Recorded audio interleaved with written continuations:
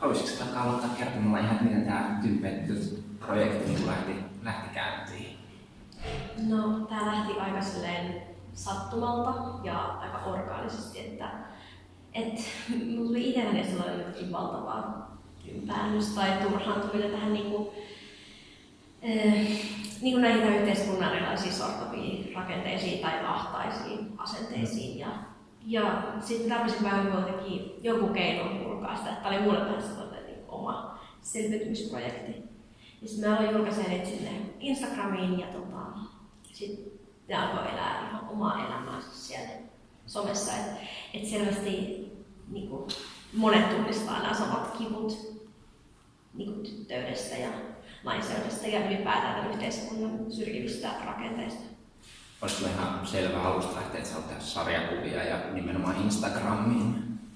No aluksi, ne mitä me teemme Instagramiin, niin nehän ei suurin osa ole välttämättä sarjakuvia, vaan ne on niissä on totta kai paljon sarjakuvallisia graafisia elementtejä, mutta ne on itsenäisiä taideteoksia, kuvataideteoksia ja sitten niiden yhteydessä on sitten sellainen mini-essee. Ne meni ties jotenkin omiksi formaateiksi, mutta sarjakuva löytyi tässä matkalla. Sitten jotenkin kun niitä kuvia alkoi lisäämään tekstiin ja näytöt on aika sellaisia sarjakuvamaisia ja tämä piirustustyyli, niin sitten se jotenkin muotoutui vähän silleen itsekseen. Oliko sä yllättynyt vai odotit sä sitä reaktiota, mitä sä sait Instagramissa, 40 000 seuraajaa? Olin minä tosi yllättynyt. Tietysti kyllä sitä voi järkeillä paljon, että kyllähän tässä ajassa monet feministiset projektit on nyt nostanut päätään Me Toon jälkeen vuosina, mutta mitään tällaista ei ole Suomessa tapahtunut. Se, että joku taide nousisi Instagramissa Suomessa näin isoksi jutuksi. Tai sitten tietenkin se, että se on yhteiskuntakriittistä ja tyyppejä on myös hyvin suoraan kapitalismikriittisiä. Ja se mun ajatuskin on näissä, että voi tarvita kompromisseja, että me saadaan just niin kärkäs ja vahva kun tuntuu. Ja siitä huolimatta se vastaanotto on ollut niin positiivista, että kyllä se yllätti. Ja sitten, että yhtään en saa sellaista palautetta, että toivottavasti että me himmailisin, vaan enemmän päinvastoin. Että jotenkin mitä silleen kipeämpiin aiheisiin sörkkää, niin sitä paremmin se vastaanotto aina on. Tällaista kamaa on vielä niin vähän, varsinkin Suomessa tehty. Ja toiseksi sen takia, että me teen sen sekä taiteen että tekstien kautta. Vähän jotenkin Instagramissa ihmiset näkee eka sellaisen söpön värikkään karnevallisen tyttökuvan, missä lähtee jo monenlaisia mielikuvia. Ja sitten sen jälkeen on paljon helpompi jotenkin tarttua sellaiseen tekstiin, joka voi olla välillä aika tiukkaakin tavaraa ja se saattaa avata jotain teoreettisia asioita tai muut tällaista, että välttämättä nämä yksin ei synnyttäisi sitä reaktiota, mutta jotenkin yhdessä, niin kyllä nämä tekee aika helposti lähestyvällä kansantajuisella tavalla näkyväksi sellaisia rakenteellisia ilmiöitä, mistä on aikaisemmin puhuttu Suomessa lähinnä akateemisissa ympäristöissä. Minua on aina kiinnostanut tällainen ristiriita korkean ja matalan välillä.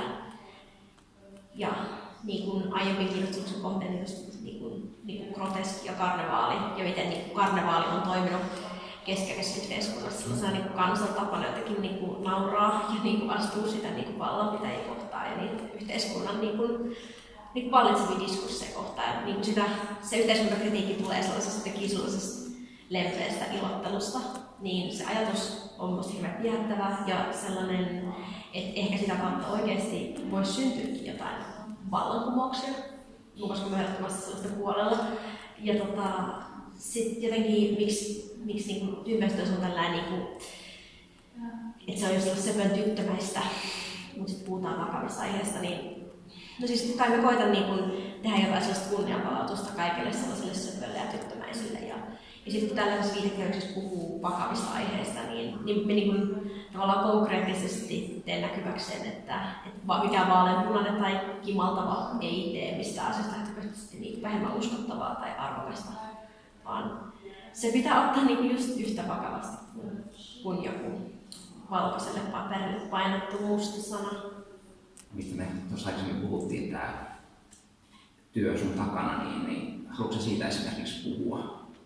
Joo, se on siis tällainen vähän niin kuin tyttömäinen moodboard, mihin on kasvattu tämmöisiä puhekuvia, ja niissä puhekuvissa olevat tekstit, niin ne on siis poimittu netistä erilaisista tyttöjen keskustelupalstoista, missä keskustellaan seksuaalisesta väkivallasta ja raiskauksesta. Ja täällä on aika karuikin niin kuin kommentteja esimerkiksi, että musta se ei ole raiskaus, jos jutellaan nuoran mainen.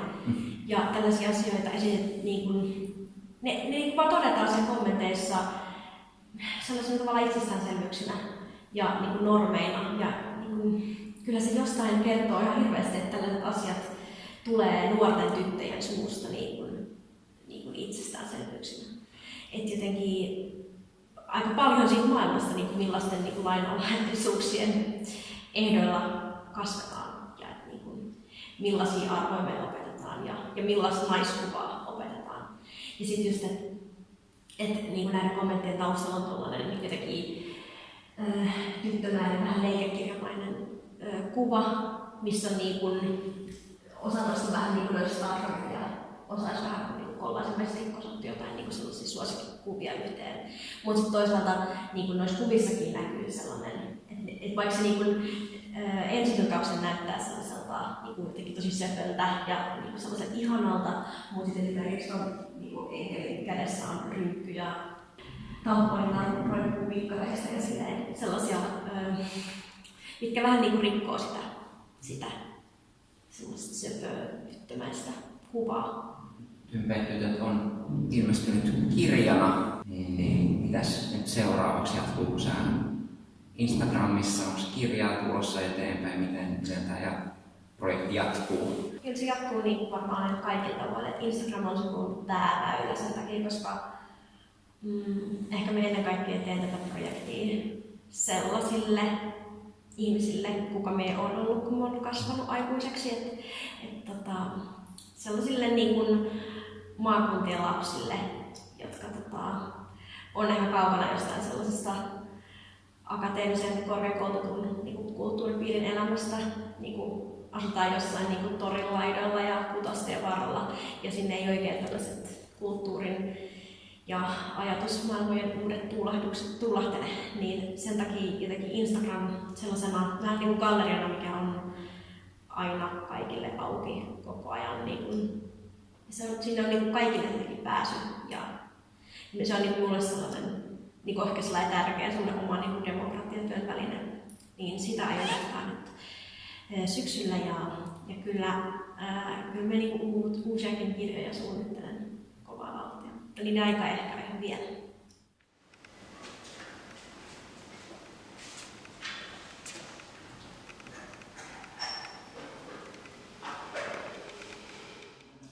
How did you get interested in comics in general? I was reading a lot of comics when I was a kid.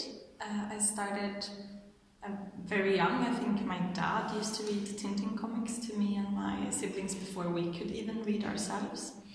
And then I was kind of going through a lot of different types of comics as a kid, like Tintin, Lucky Luke, and then a lot of horse comics like Lena Furberg and Min Häst. And all these different magazines, Donald Duck, and then there was a manga boom in Sweden when I was in my early teens, and then I got heavily into manga and wanted to become a manga artist. And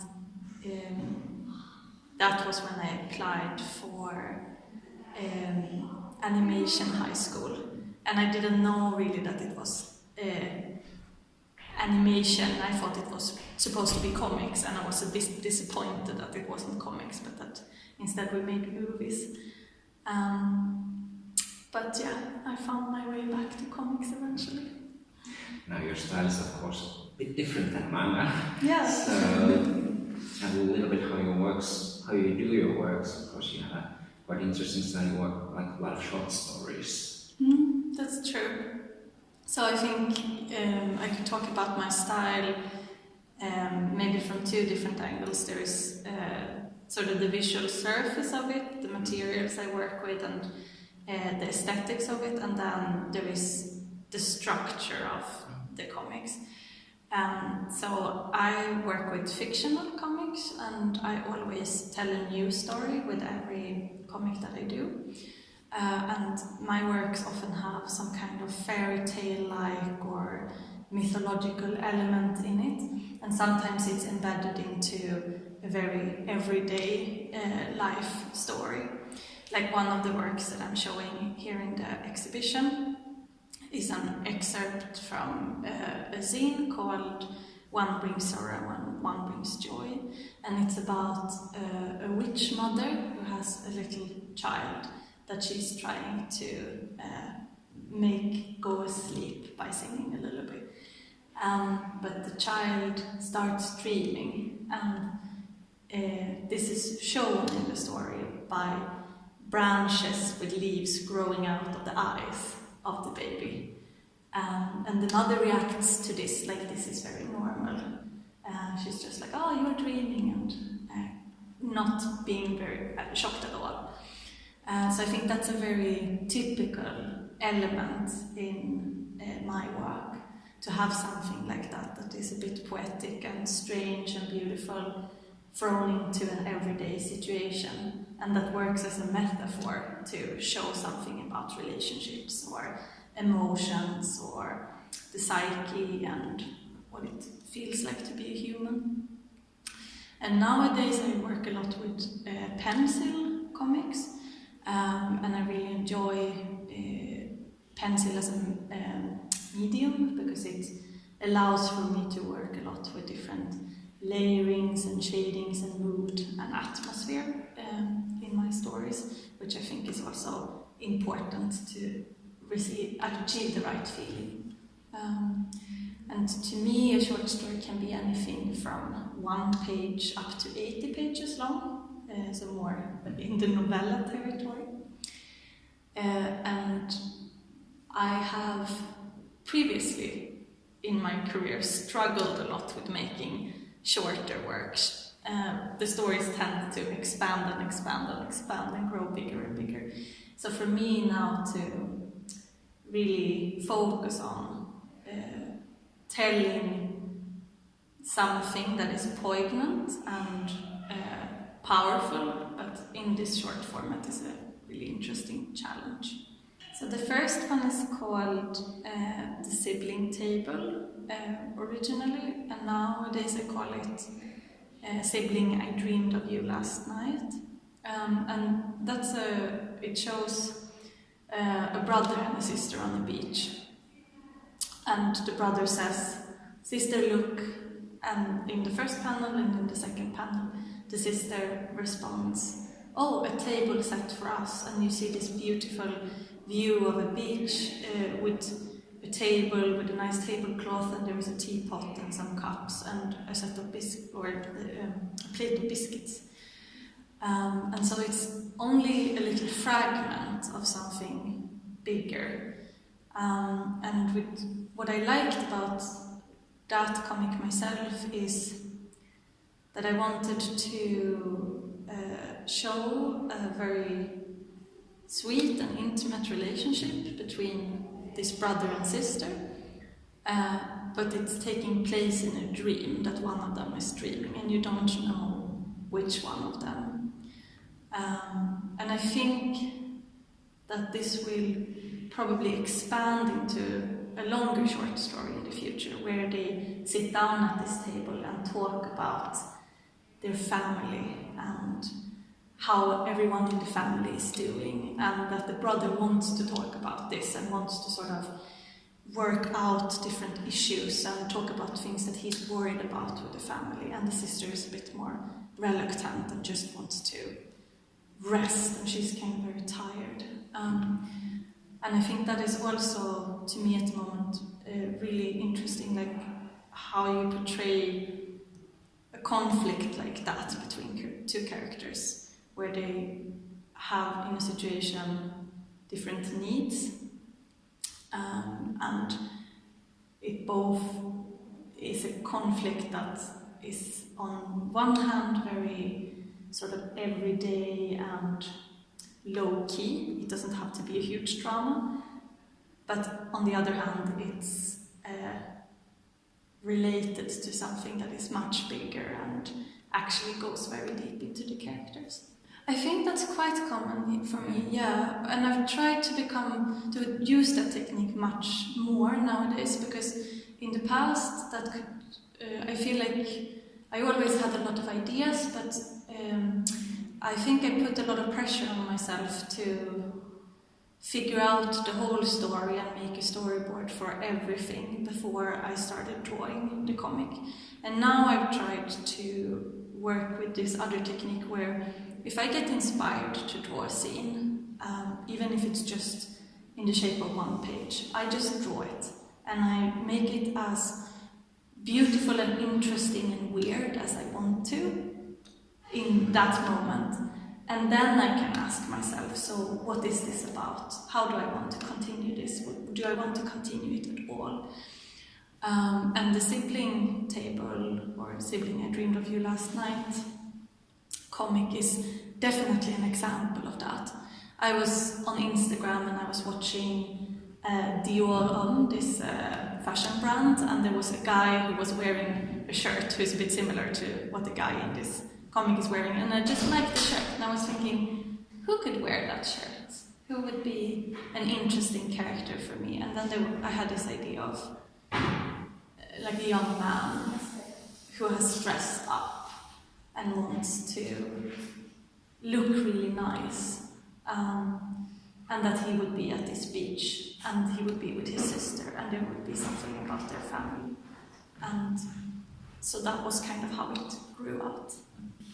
Because I've been working a lot with one-page comics for the past 2 years, where I have just started, if I get inspired to draw something, I just draw it, and then I put it aside and I don't think about how to expand it. But now I want to pick up some of these works that I already did, and I want to expand them into longer stories. And then I'm very interested in publishing them internationally and sending them to a lot of different international magazines and anthologies, like Kuti here, or Kuti magazine here in Finland, for example. And there are also a bunch of other ones that I'm thinking about in the US, or there is the Kush Comics anthology, for example. I think that there are quite a lot of these, and to get these short stories out to as many readers as possible around the world. Ja, mä